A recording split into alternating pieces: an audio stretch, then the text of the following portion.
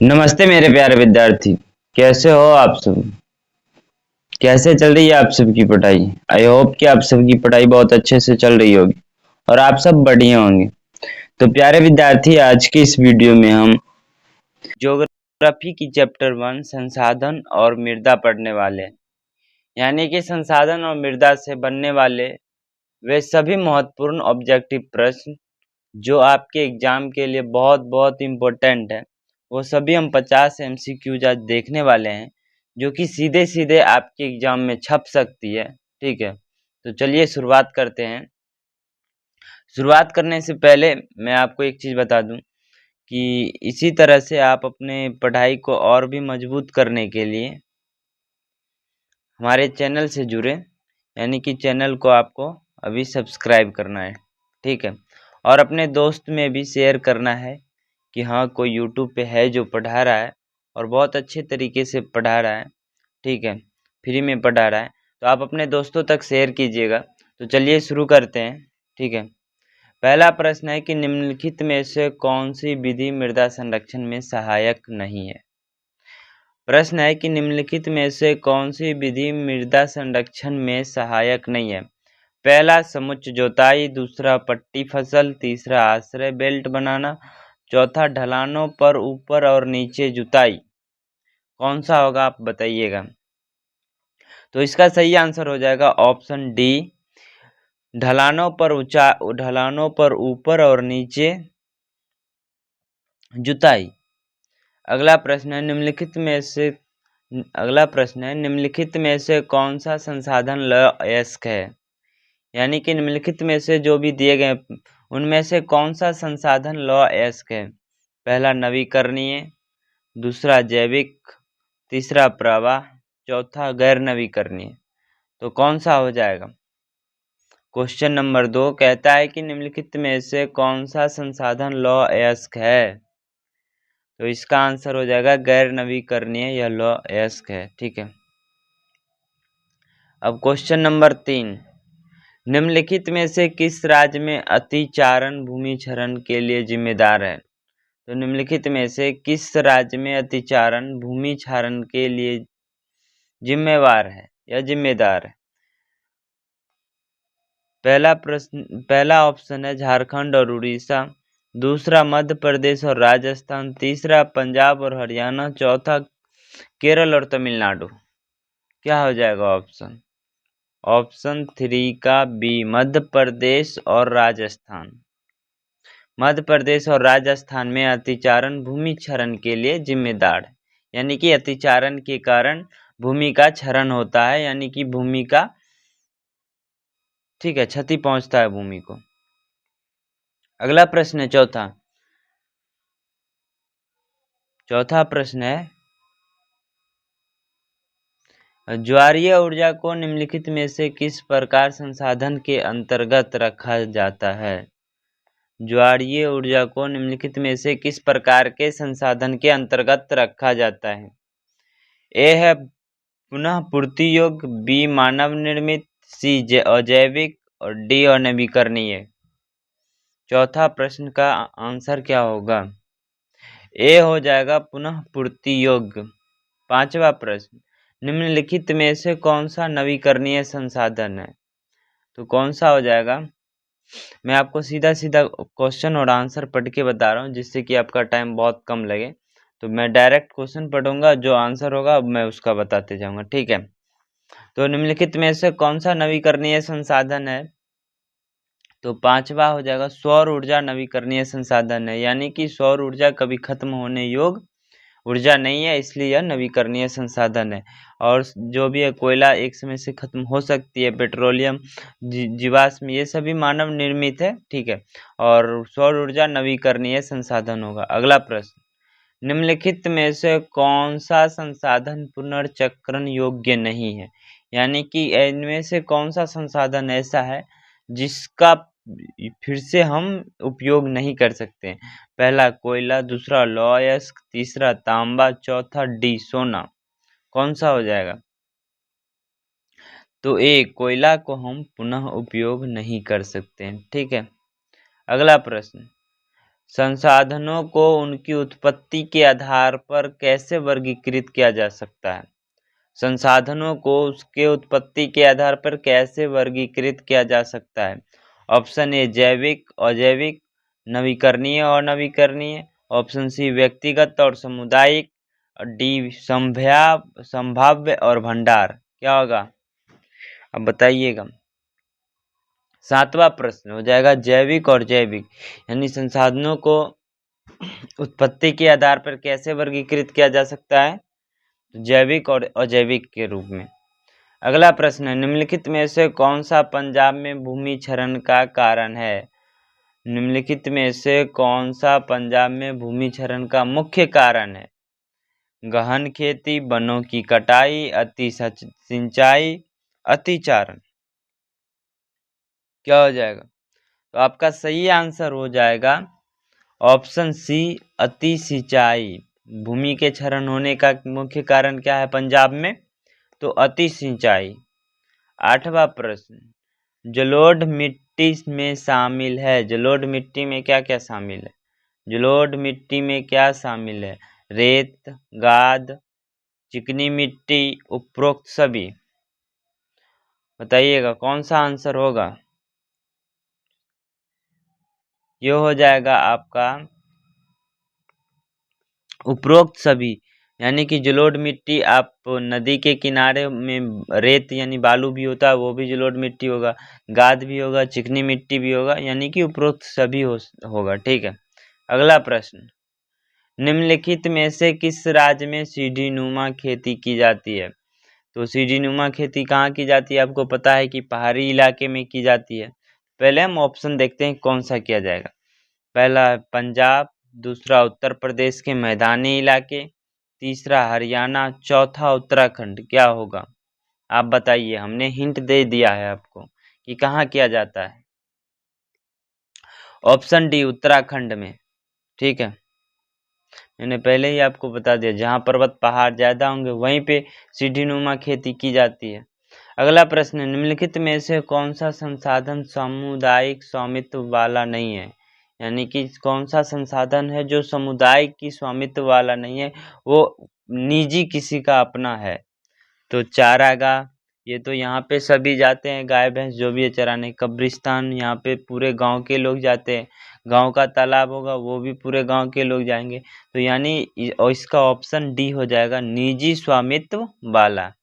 ठीक है, निजी स्वामित्व वाला घर, यानी कि आप अपना घर बनाएंगे तो उसमें आप आपके घर के परिवार ही रहेंगे या आप खुद ही रहेंगे। तो आपका कोई यानी सामुदायिक यानी कि आपके गांव वाला नहीं रह सकता है। ठीक है, उनका कोई स्वामित्व, उस पर कोई अधिकार नहीं होगा।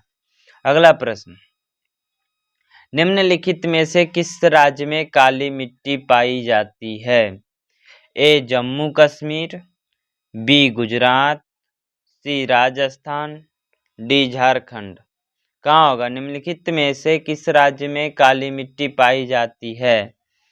तो आपका हो जाएगा 12 का ऑप्शन है, यानी जम्मू कश्मीर में।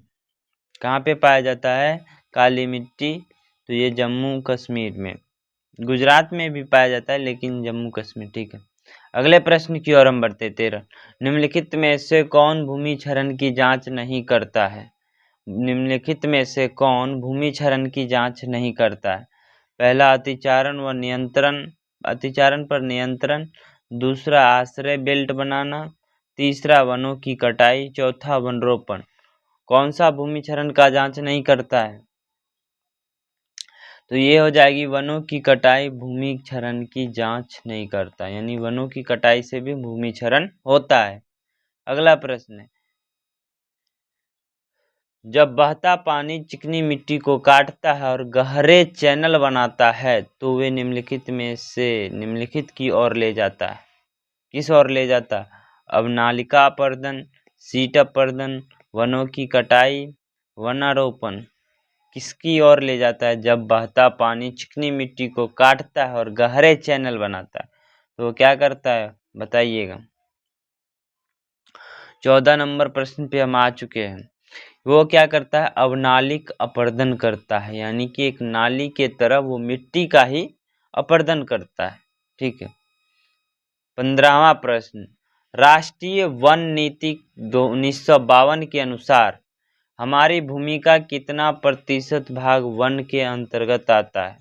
यानी कि जितना अभी पृथ्वी है हमारे भारत में, जितना भी स्थल है उसमें से कितना प्रतिशत भाग वन में आता है, यानी कितना प्रतिशत भाग वन में आता है? तो ऑप्शन ए है 33, बी 22.5, सी 31 और डी 30। कौन सा ऑप्शन हो जाएगा? तो इसका हो जाएगा ऑप्शन ए 33%। ठीक है, जब भी आपसे पूछे कि हमारी भूमि का कितना प्रतिशत भाग वन के अंतर्गत आता है तो 33%। ये कई बार एग्जाम में पूछा गया है। ठीक है, आप इसे भीविया ही मान लें। अगला प्रश्न है, कब्रिस्तान एक है, यानी कब्रिस्तान क्या है? पहला है सामुदायिक स्वामित्व वाला संसाधन, राष्ट्रीय संसाधन, तीसरा व्यक्तिगत संसाधन, अंतर्राष्ट्रीय संसाधन। कौन सा हो जाएगा? आप ऑप्शन ए देख के ही लगता है, यानी सामुदायिक स्वामित्व वाला। यहाँ पूरे समुदाय के लोग जाते हैं क्या? ठीक है, उन पे पूरे समुदाय का हक होता है। 17वां प्रश्न, निम्नलिखित में से कौन सा एक जैविक संसाधन है? निम्नलिखित में से कौन सा एक जैविक संसाधन है? कौन सा हो जाएगा? भूमि, जल, मानव, चट्टानें, क्या हो जाएगा? तो आपका हो जाएगा मानव एक कैसा जैविक संसाधन है। अगले प्रश्न की ओर बढ़ते हैं, पर्यावरण में वे सामग्रियां जो मानवीय आवश्यकताओं को पूरे करने की क्षमता रखती है लेकिन मानव के पास उन तक पहुंचने के लिए उपयुक्त तकनीक नहीं है, उन्हें क्या कहा जाता है? उन्हें कहा जाता है या क्या कहा जाता है? यानी कि पर्यावरण में वे सामग्रियां जो मानव की आवश्यकताओं को पूरी करने की क्षमता रखती है लेकिन मानव के पास उन तक पहुंचने के लिए उपयुक्त तकनीक नहीं है, उन्हें कहा जाता है।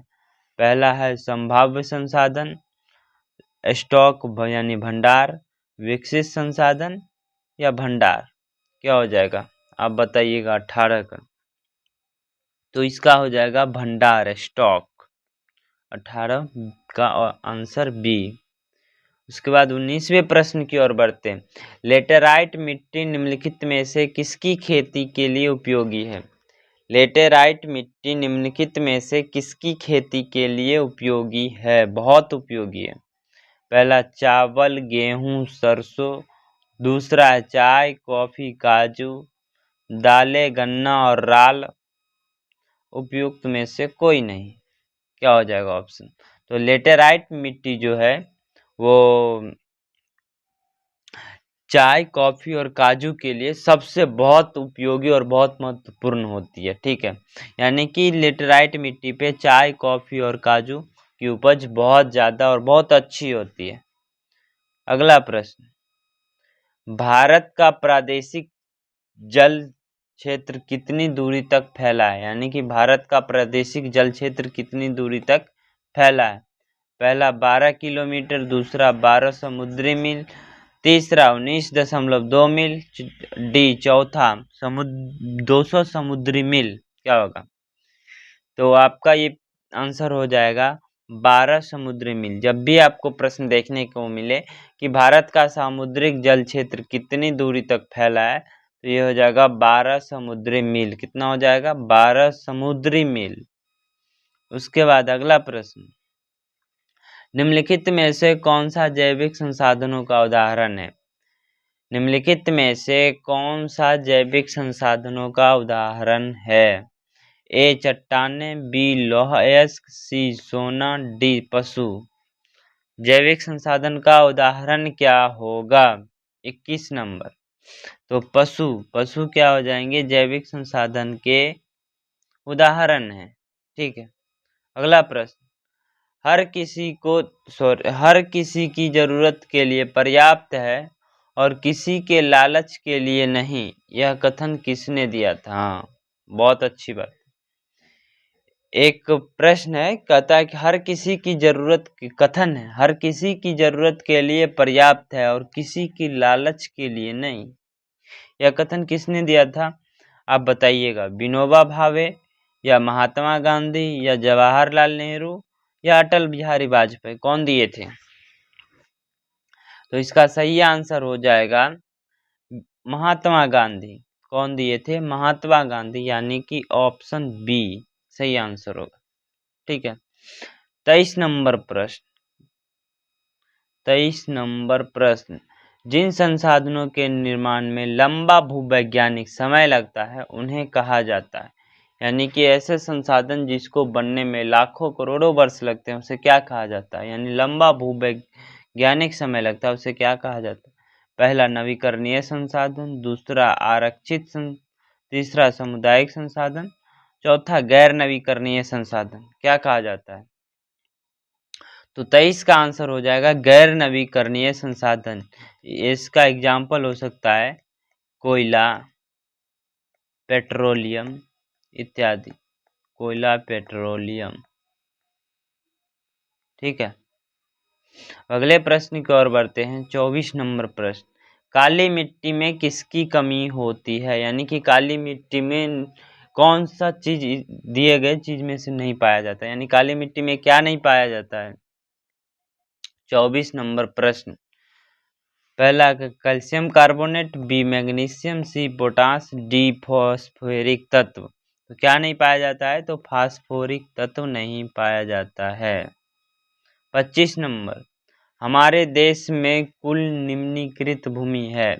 हमारे देश में कुल कितने भूमि, कितना मतलब वर्ग में भूमि है? पहला 133 मिलियन हेक्टेयर, दूसरा 133 मिलियन वर्ग किलोमीटर, चौथा यानी C 140 million hectare, D 130 million hectare. कितना होगा? ऑप्शन बताइएगा आप। Option A, B, C, D में से कौन सा आंसर होगा? 25 नंबर तो यह हो जाएगा सही आंसर 130 मिलियन हेक्टेयर, न कि 130 वर्ग किलोमीटर। ठीक है, ये क्या हो जाएगा? 130 मिलियन हेक्टेयर। अगला प्रश्न 27 नंबर, कुल भूमि क्षेत्र में पर्वत का हिस्सा है। कुल भूमि क्षेत्र में पर्वत का हिस्सा है, आप मानिए ये 100 भूमि है। ठीक है, 100%। तो इसमें से कितना पर्वत है? पर्वत कितना है? पहला 30, बी 27, सी 43, डी 40। कितना होगा? 26 नंबर प्रश्न, ए 30%। ठीक है, जब से आपसे पूछे कि वो कौन सा था एक प्रश्न भी था ना, दिखाता हूँ। हाँ, आपसे यदि पूछे कि हमारे भूमि का कितना प्रतिशत वन में है तो वन हो जाएगा 33%। और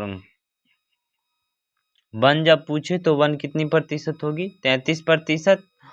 और जब कुल भूमि क्षेत्र में पर्वत का हिस्सा पूछे तो पर्वत हो जाएगा 30%।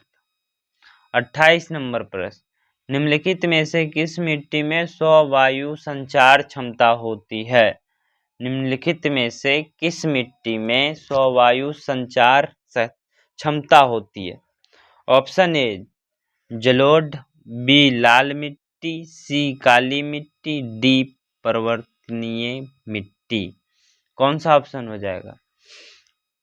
आप बताइएगा कौन सा ऑप्शन होगा? निम्नलिखित में से किस मिट्टी में वायु संचरण क्षमता होती है?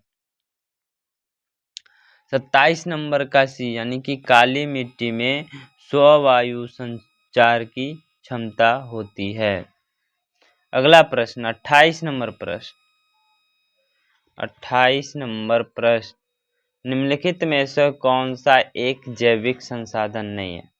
आप पहले वीडियो को पॉज करके, यानी कि वीडियो को रोक करके आप खुद से देखिए और खुद से आंसर दीजिए।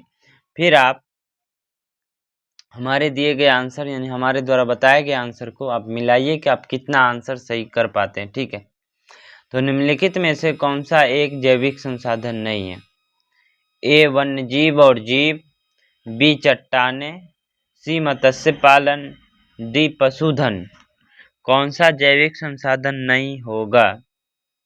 आप बताइए। तो 28 नंबर आंसर होगा बी चट्टाने जैविक संसाधन नहीं है, वरना ये सभी जैविक संसाधन हैं। ठीक है, अगला प्रश्न, निम्नलिखित में से कौन मृदा संरक्षण का उपाय नहीं? यानी कि निम्नलिखित में से किसके द्वारा मृदा का संरक्षण नहीं होता है? ए पट्टीदार फसल, बी सीढ़ीनुमा खेती, सी आश्रय पेटियां, डी भूजल का अधिक दोहन। क्या होगा? क्या होगा? 29 या भूजल का अधिक दोहन। मृदा संरक्षण का उपाय क्या नहीं है? तो भूजल का अधिक दोहन। अगला प्रश्न, पंजाब हरियाणा और पश्चिम उत्तर प्रदेश में, पंजाब हरियाणा और पश्चिमी उत्तर प्रदेश किधर हो जाएगा? इधर ही होगा ना, पश्चिमी उत्तर प्रदेश में भूमि क्षरण का मुख्य कारण क्या है? यानी कि पंजाब हरियाणा और उत्तर प्रदेश, पश्चिमी उत्तर प्रदेश में भूमि क्षरण का मुख्य कारण क्या है? ए खनन, बी अत्यधिक सिंचाई, सी वनों की कटाई, डी अत्यधिक चराई। क्या हो जाएगा? आप अभी पढ़े थे ना, अत्यधिक सिंचाई, पिछला प्रश्न था एक इसी से रिलेटेड। क्या हो जाएगा? अत्यधिक सिंचाई। अगला प्रश्न, कौन सा ठंडा रेगिस्तान देश के बाकी हिस्सों से अपेक्षाकृत अलग है? कौन सा ठंडा रेगिस्तान देश के बाकी हिस्सों से अपेक्षाकृत अलग है? ए लेह, बी कारगिल, सी लद्दाख और डी द्रास। क्या होगा? ऑप्शन सी हो जाएगा लद्दाख। 32वां प्रश्न, निम्नलिखित में से कौन सा नवीकरणीय संसाधन है? निम्नलिखित में से कौन सा नवीकरणीय संसाधन है? ए सौर ऊर्जा, बी पवन ऊर्जा, उसके बाद सी वन और डी जीवाश्म ईंधन। यही नवीकरणीय संसाधन नहीं है, वरना सबका नवीकरण हो सकता है। तो निम्नलिखित में से कौन सा नवीकरणीय संसाधन नहीं है? तो जीवाश्म ईंधन। अगला प्रश्न, लाल मिट्टी अधिकतर कहाँ पाई जाती है? लाल मिट्टी अधिकतर कहाँ पाई जाती है? ए जम्मू और कश्मीर के भाग में, बी ऊपरी गंगा मैदान, सी दक्कन के पठार और पूर्वी और दक्षिणी भाग में, डी उपरोक्त में से कोई नहीं। तो सही आंसर हो जाएगा दक्कन के पठार और पठार के पूर्वी और दक्षिणी भाग में। ठीक। अगला प्रश्न 34 नंबर, विभिन्न परतों या क्षितिजों में मिट्टी की व्यवस्था को क्या कहते हैं? विभिन्न परतों या क्षितिजों में मिट्टी की परत को क्या कहते हैं? मिट्टी की व्यवस्था को क्या कहते हैं? क्या कहा जाता है मिट्टी की व्यवस्था को? मृदा संरचना, मृदा अपर्दन, मृदा प्रोफाइल, मृदा बनावट। क्या कहते हैं? तो सही आंसर हो जाएगा मृदा प्रोफाइल, ऑप्शन सी मृदा प्रोफाइल। 35 नंबर प्रश्न, ज्वारीय ऊर्जा को निम्नलिखित में से किस प्रकार से संसाधन के अंतर्गत रखा जा सकता है? ज्वारीय ऊर्जा को निम्नलिखित में से किस प्रकार के संसाधन के अंतर्गत रखा जा सकता है? तो ज्वारीय ऊर्जा किस प्रकार का ऊर्जा है? आप डायरेक्ट ऑप्शन बताइए, ज्वारीय ऊर्जा किस प्रकार का ऊर्जा है? न तो मानव निर्मित है, ये तो ज्वारीय ऊर्जा को मानव बनाता नहीं है, जैविक भी नहीं होगा, गैर पुनः चक्रण भी नहीं होगा, तो इनमें से कौन नहीं? कोई नहीं। लेकिन कौन होगा? तो पुनः पूर्ति योग्य। तो ज्वारीय ऊर्जा किसके अंतर्गत आता है? तो पुनः पूर्ति योग्य संसाधन के अंतर्गत आता है। ठीक है। अगला प्रश्न, संसाधन जो किसी क्षेत्र में पाए जाते हैं लेकिन उनका उपयोग नहीं किया गया है, उन्हें क्या कहा जाता है? संसाधन जो किसी क्षेत्र में पाए जाते हैं लेकिन उनका उपयोग नहीं किया गया, उन्हें क्या कहा जाता है? विकसित संसाधन, स्टॉक, अंतर्राष्ट्रीय संसाधन, डी संभावित संसाधन। क्या कहते हैं? प्रश्न पढ़ चुके हैं आप, थोड़ा सा घुमाया हुआ है प्रश्न। ठीक है, बताइएगा। तो संभावित संसाधन क्या हो जाएगा? डी संभावित संसाधन। अगला प्रश्न 37 नंबर, निम्नलिखित में से किस प्रकार के संसाधन के अंतर्गत सौर ऊर्जा को वर्गीकृत किया जा सकता है? निम्नलिखित में से किस प्रकार के संसाधन के अंतर्गत सौर ऊर्जा को वर्गीकृत किया जा सकता है? पहला है प्रवाह संसाधन, बी मानव निर्मित संसाधन, सी गैर पुनः चक्रणीय संसाधन, डी समाप्त होने वाला संसाधन। कैसा संसाधन है? सौर ऊर्जा। तो ये हो जाएगा कैसा संसाधन, आप बताइए जल्दी से, जल्दी बताइए। ये हो जाएगा प्रवाह संसाधन। कैसा संसाधन है? प्रवाह संसाधन। ठीक है। 38 नंबर क्वेश्चन, काली मिट्टी को यह भी कहा जाता है, काली मिट्टी को क्या कहा जाता है? काली मिट्टी को दूसरा नाम क्या है? बांगर, खादर, रेगुर, ह्यूमस, क्या है बताइए आप? काली मिट्टी का दूसरा नाम क्या है? काली मिट्टी का दूसरा नाम क्या हो जाएगा? तो काली मिट्टी को हम रेगुर मिट्टी भी कहते हैं। काली मिट्टी को क्या कहते हैं? रेगुर भी कहते हैं। 39 नंबर प्रश्न, निम्नलिखित में से किस राज्य में काली मिट्टी पाई जाती है? निम्नलिखित में से किस राज्य में काली मिट्टी पाई जाती है? ए जम्मू और कश्मीर, बी बिहार, सी से राजस्थान, डी से झारखंड। डी से झारखंड नहीं होता है, मतलब डी झारखंड, यानी ऑप्शन डी झारखंड। तो अब बताइए काली मिट्टी कहाँ पाई जाती है? 39 नंबर प्रश्न, तो ये राजस्थान में काली मिट्टी कहाँ पाई जाती है? राजस्थान में। 40 नंबर प्रश्न, वैश्विक पारिस्थितिक संकटों वैश्विक पारिस्थितिक संकटों जैसे ग्लोबल वार्मिंग और पर्यावरण प्रदूषण के पीछे मुख्य कारण क्या है?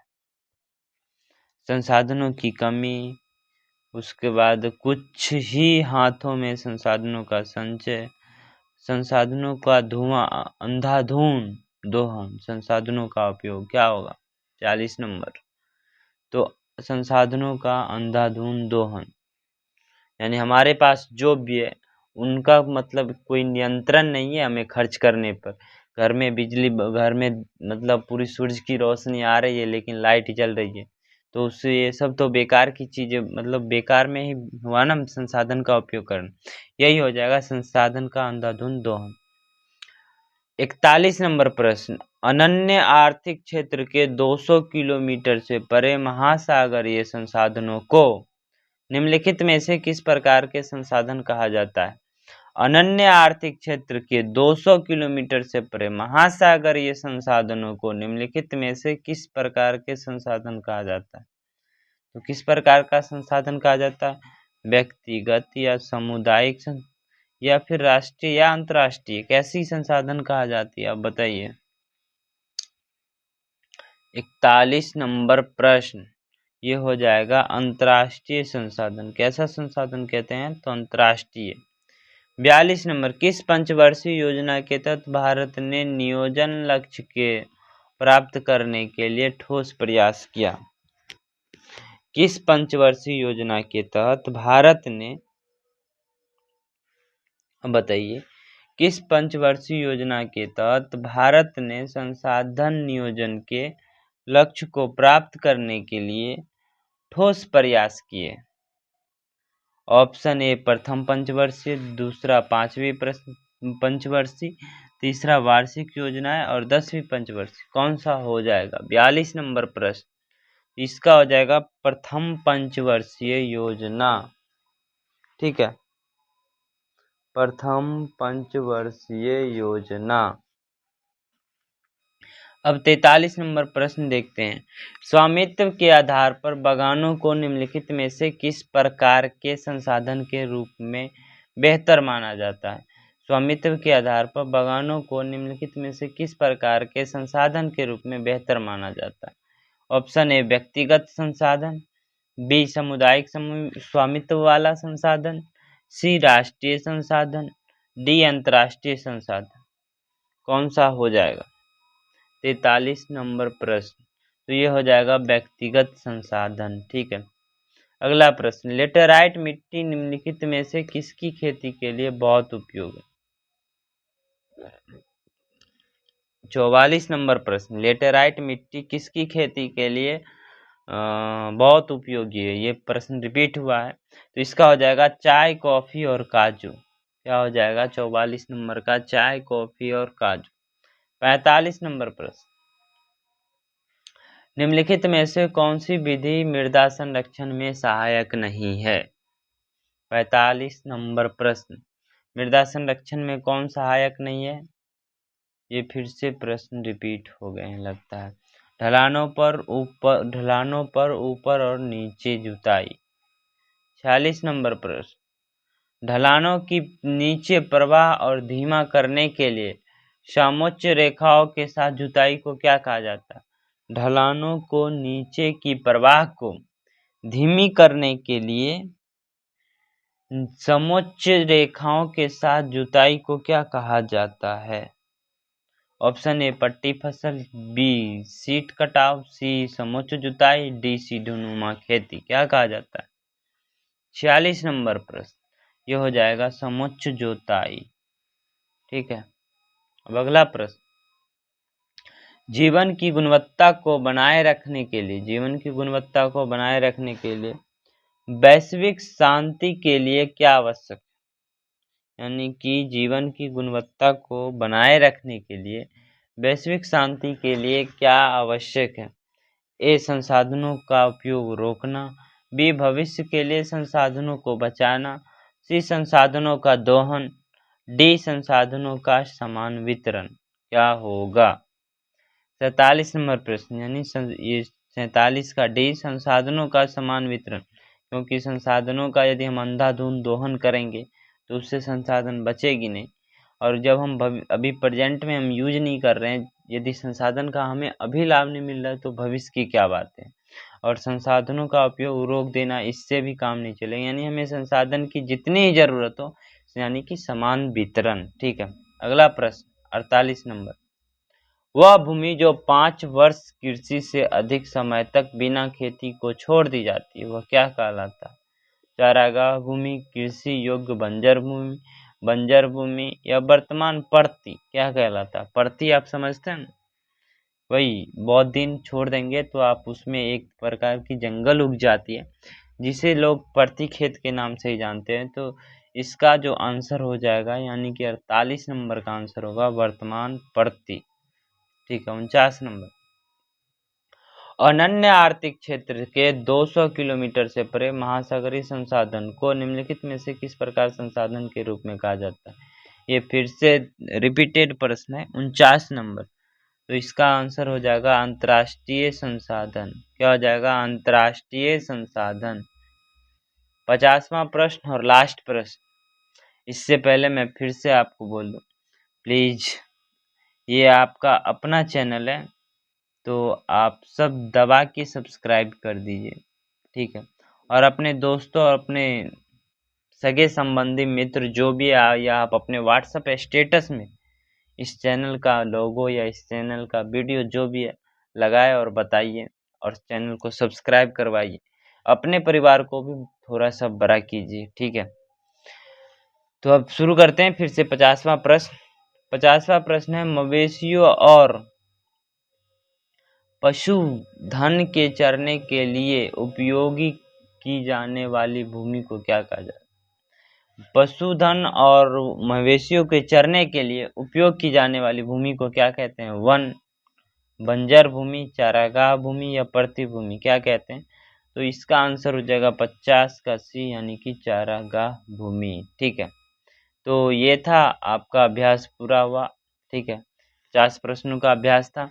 ये सब वो 50 प्रश्न थे जो कि आपको एग्जाम में डायरेक्ट देखने को मिल सकता है। हो सकता है थोड़ा इधर उधर हेरा फेरी कर दे, लेकिन यानी कि चैप्टर 1 आप समझें कि आपका चैप्टर 1 वो भी ज्योग्राफी का कंप्लीट ही हो गया है। ठीक है, हमने 50 MCQ कराया और वो सभी MCQ ऐसे थे जो कि आपको एग्जाम के लिए बहुत महत्वपूर्ण थे, या फिर एग्जाम में डायरेक्ट आपको देखने को मिल सकता है।